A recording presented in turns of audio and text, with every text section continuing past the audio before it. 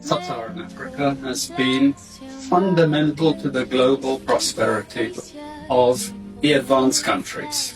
And Africa had a role to play. It has a role as a raw material producer. We will not allow Sub-Saharan Africa to escape that. Okay, we do everything to keep Sub-Saharan Africa where it is, also impoverished. It's absolutely vital for the prosperity of everyone. So let's get clear about that. Okay, and this means all the economic structures, all the global institutions, and the economics we teach everyone is all designed to keep Africa exactly where it is.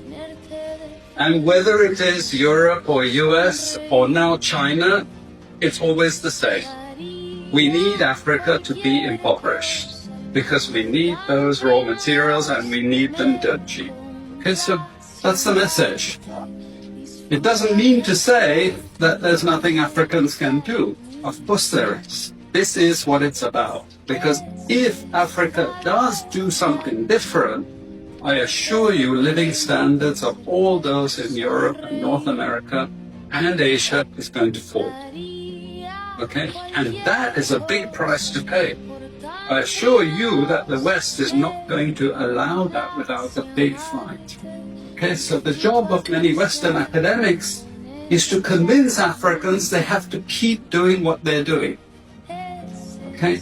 And to show them it's your fault that you're poor. It's not our fault. It's your fault that you're poor. You know? So this is what we do in academic institutions. We know the basic forces that have caused this underdevelopment. We know it's colonization. We cannot afford to allow Africa to industrialize and start producing manufactures. Okay, so we will do everything to stop that.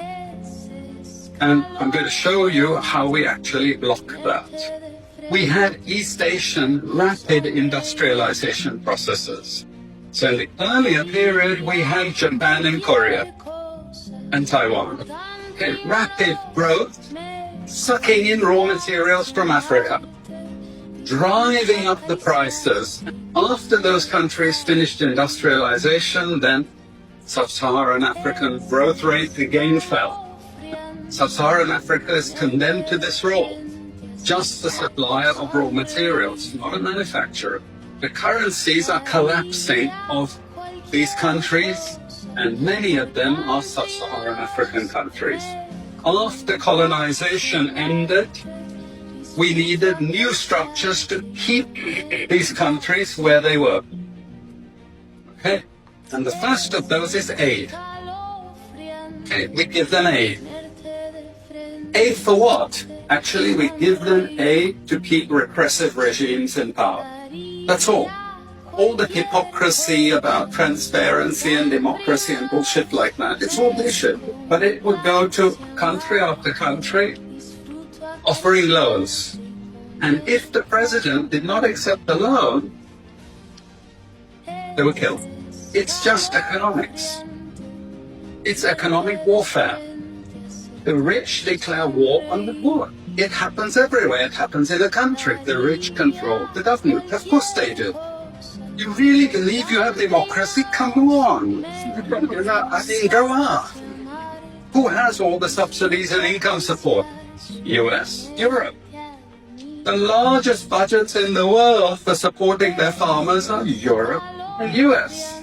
You see, we're keeping them dependent. We're keeping them on a string. This next round of the WTO is designed to block that. To block anyone else getting on top of the ladder.